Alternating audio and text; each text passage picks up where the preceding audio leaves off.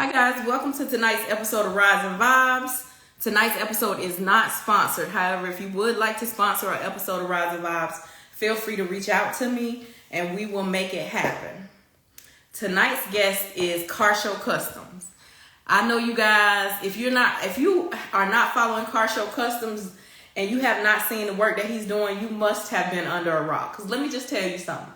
Good thing I'm not in the business of trying to compete or compete with anybody in reference to these cars, because Carshow Custom, you know what, I'm gonna let him come on. I have so many questions about some stuff that he's done, and so many of you guys had questions about some stuff that he's done as well. So I'm just gonna go ahead and get him in while I wait for him to join. If you have not subscribed to the YouTube channel, make sure you click the link in my bio and subscribe. We've been doing Rydes N Vybes now for 5 going on 6 years. September 2nd of this year will be 6 years of Rydes N Vybes. So if you have not subscribed or been subscribed, you have missed a lot of stuff.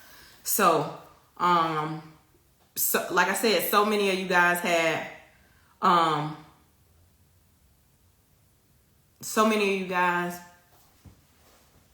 listen, I got questions about that. And like I said, I'm not even trying to compete on the car show stuff. I'm not even trying to compete in car shows. I'm just building my car just on the strength of wanting to build a car. But if I was trying to compete with that, I'd have been like, bro, ain't no way.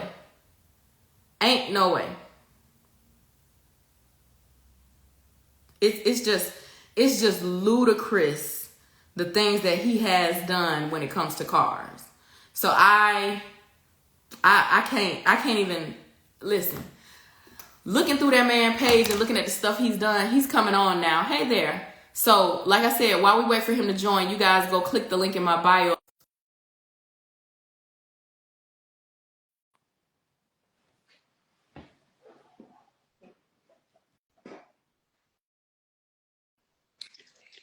Hey, how are you?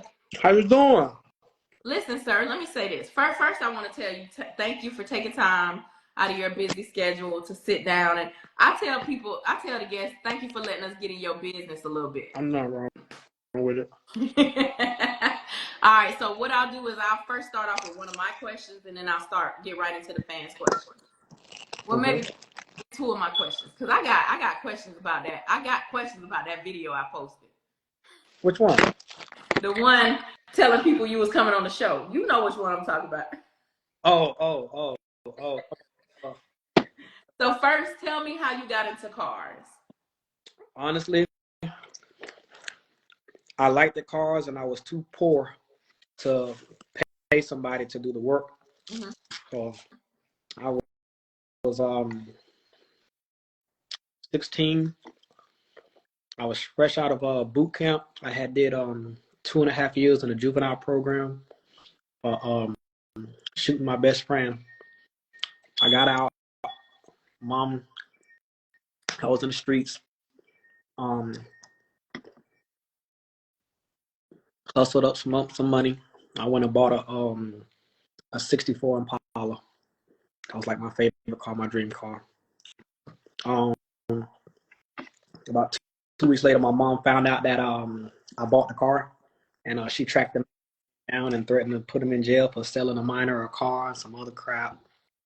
The man came back and brought her the money. I paid like $3,500 for it. He came and brought that money back so fast. My mama took that money and said, "You ain't buying no old car." We went to the police auction, and I bought a bubble Chevy. She did with my money. I was saving up trying to get a paint job, and I went to the paint shop, and the guy was like $1,200. I said, "Okay, cool. So I'm gonna go out hustle some more. You know what I mean? I'm gonna get these $1,200." And I was on the block. You know what I mean? But I was 16. You know what I mean? This is what we did. I got into a car wreck. An insurance company cut a check for like $1,200, like same number. So I went back to the shop. And I'm like, "Hey man, I got $1,200 now." He said, "Yeah, you got $1,200 now for the paint job, but what about the body damage now?" Because now you got them dents. So I'm like, shit. And guy named Gary Demery. I'll never forget. He said, come work in my shop for 1 week. And I'm going to do the body work for you, and we're going to paint the car. I went up there, started working, and he started teaching me how to sand, how to do work, how to prep. And he went into it. He painted my car. Then I went back up there, and I got somebody else's car. Like my first car I painted was a girl named Nikki Barnes. It was an insurance job, like $3,200. I put her candy on it. Whole goddamn car had runs in it. It was, I fucked it up bad. I remember one time I painted my car. I had a Crown Vic then. I painted the car, and again I was fresh, just starting out. I put the clear, and I forgot to put the hardener in it. I sprayed the entire car, and I'm telling Gary, I'm coming out the booth. I'm like, hey man, this thing ain't getting hard. And he's like, did you put the hardener in? I said, oh shit. And you talking about a mess. Oh my God, it was a mess. So I took some hardener and some reducer, and I reduced it, and I sprayed the whole car with hardener. So the outside hardened up, but the inside never hardened up. I mean, I went through some trials and tribulations, but that was the starting doing work on cars. And you said you were 16, so how long ago was that? Because you ain't that much older than 16. Shit, girl, I'm old. I'm old. So how long you been working on cars? I was 16. I'm 42 now. Oh yeah, you are old. Mm-hmm. Well, you just a baby compared to me, but you still are a little. You age. Now they call you Mm-hmm. Yeah, I got.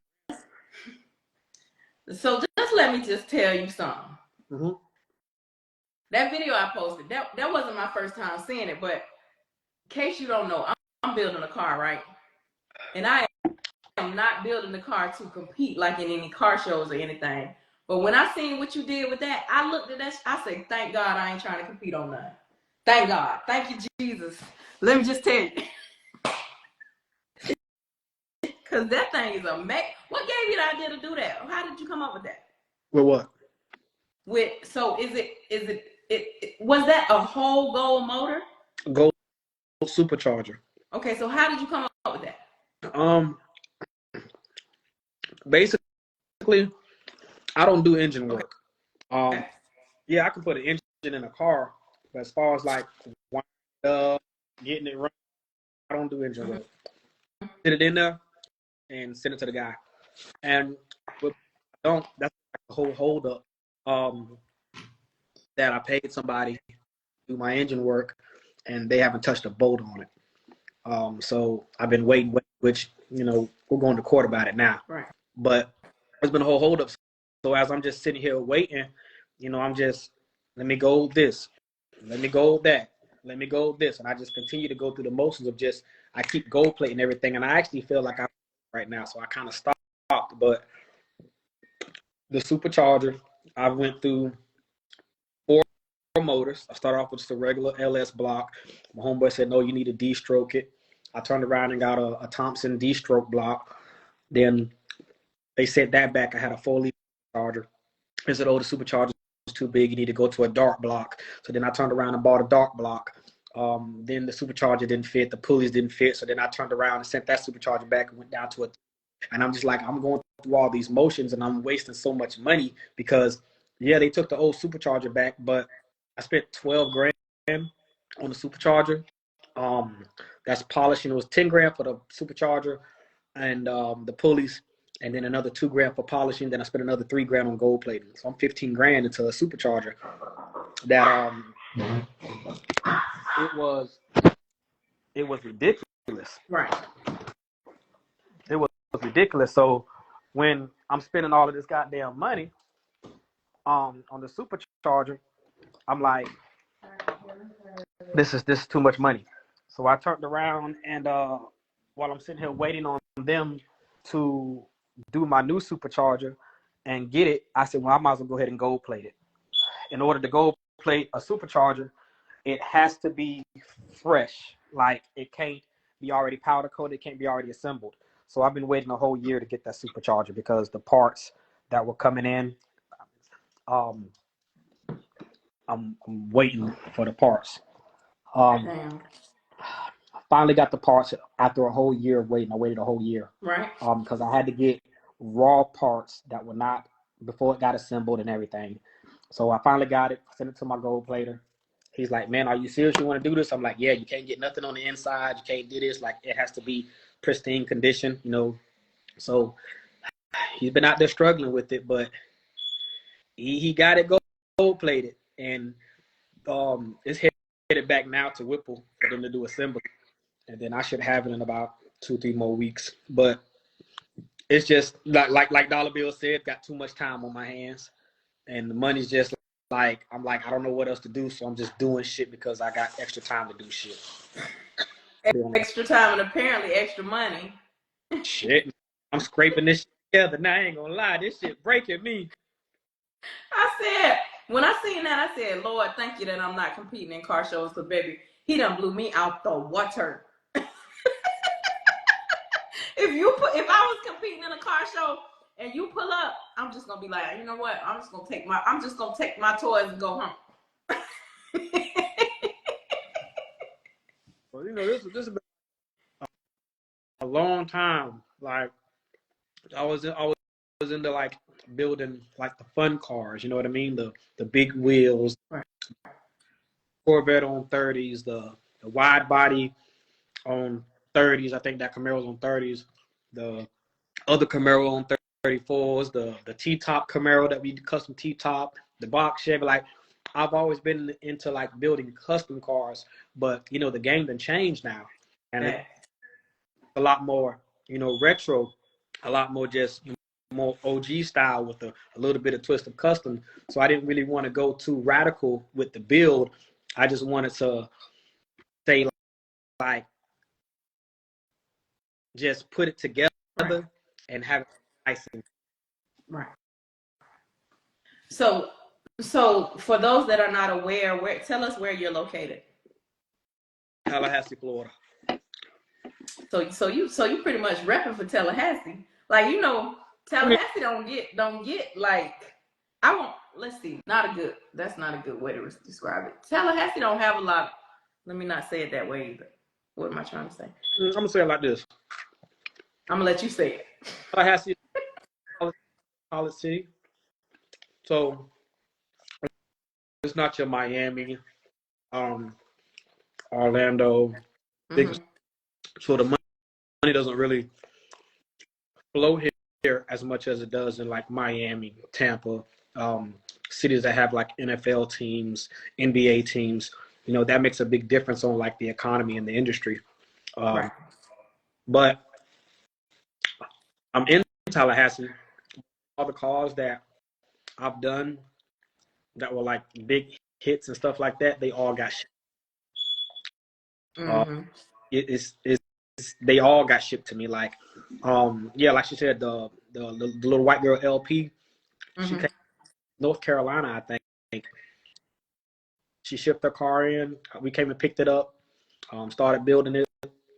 She came and stayed in a hotel for like 3 weeks while we did the lift, the paint, everything. And next thing I know, she signed a lease and moved here and stayed.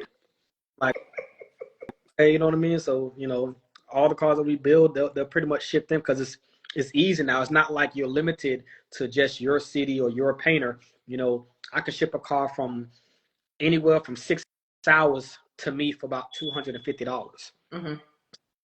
So it kind of doesn't limit you anymore to like what you can do as far as like the area.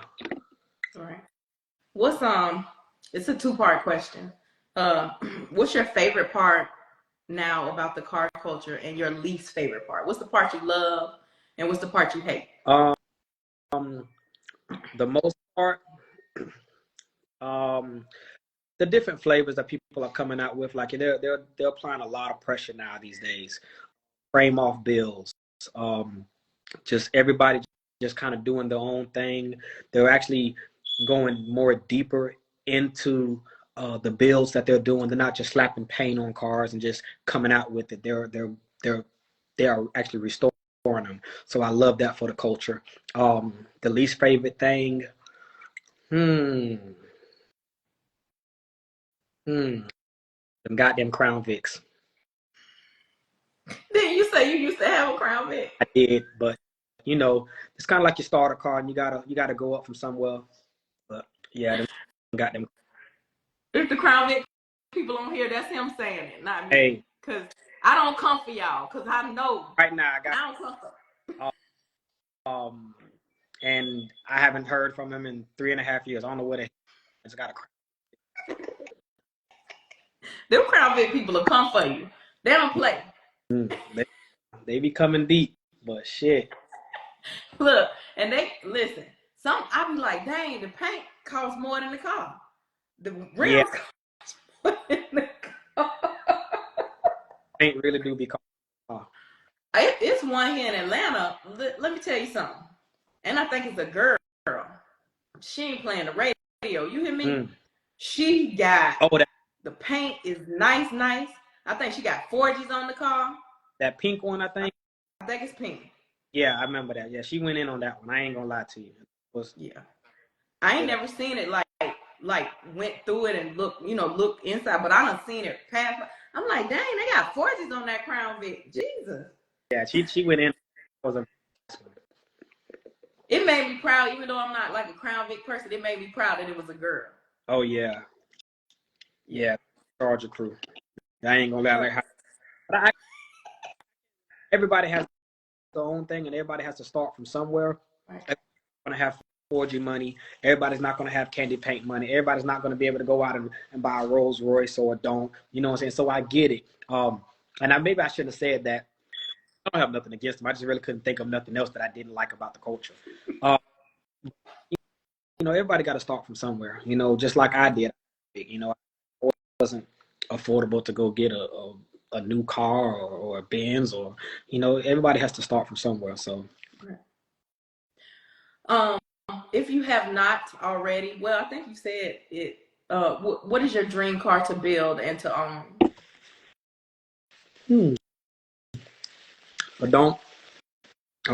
I like them.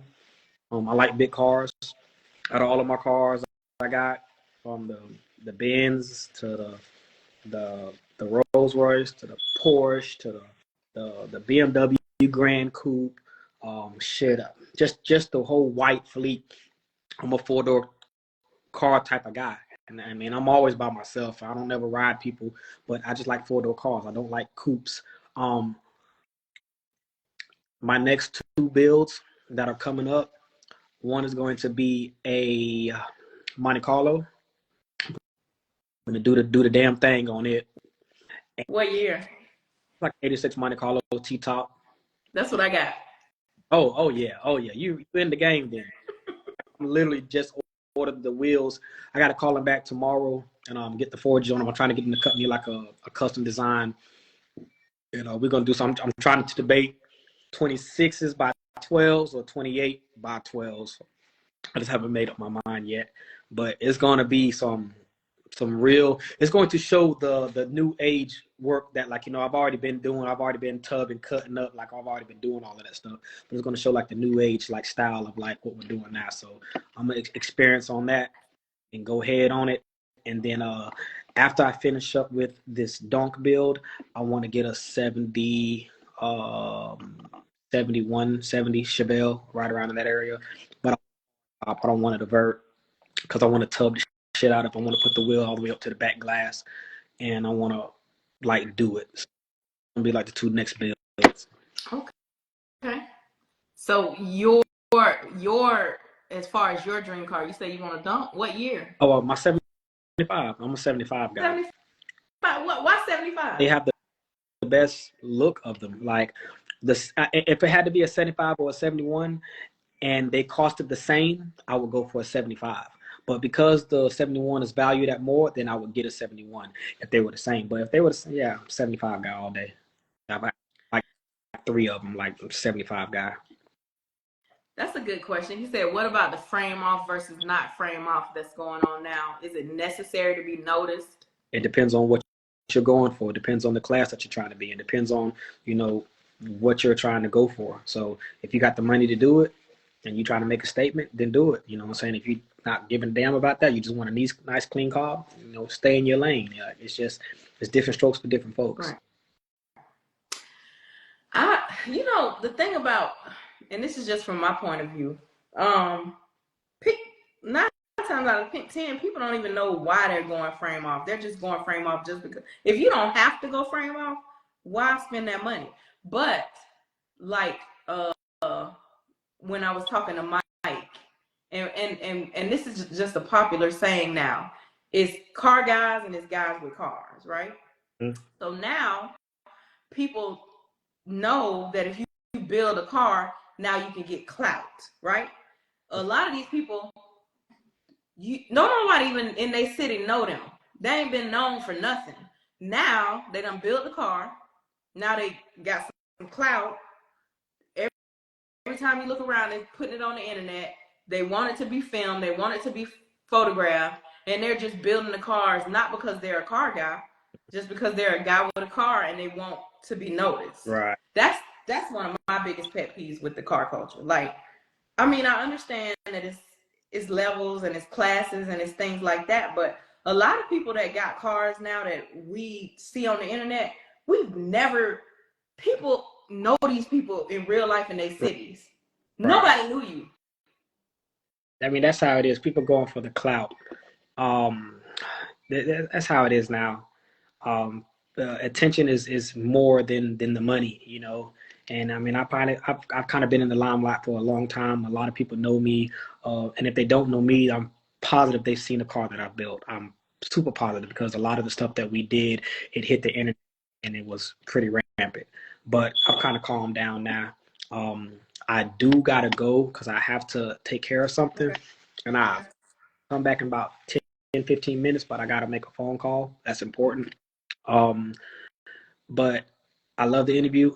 I got to come back on here, and I was kind of discombobulated because I've been wet sanding the car all day, trying to wet sand and buff a car, and man, my feet are wet, shirt's wet, I'm soaked, I'm tired, and that's why I was late. I apologize for that, but well, no worries. I just appreciate you taking a little bit of time to sit down and talk to us, and definitely whenever you have time in the future. Maybe I'll pull up on you. How about that? I'm from Jacksonville, so maybe I'll pull up on you. Yeah, that'll work. We close. I live in Atlanta, but I'm from Jacksonville, so I'm about to pull up on you. Well, you let me know when you're ready, and I'm going to take care of you. All right. We'll talk outside of this. I'm going to send you my number when we get off here, and then we'll talk and we'll kind of get it facilitated because I got to tell you what I do as in reference to like my content on YouTube. We'll talk about it, but I know you got to go. So thank you so much for sitting down to talk with us tonight. We really appreciate it, and you have a good rest of the day. So thank you. All right. Thank you. So guys, if y'all missed any of tonight's episode of Rydes N Vybes, make sure you catch the full replay on YouTube. If you are not subscribed to the YouTube channel, make sure you click the link in my bio and subscribe. Thank you guys for tuning in to tonight's episode. I'll see you guys next Tuesday night at 9:30 p.m. Eastern Standard Time for another episode of Rydes N Vybes. Good night.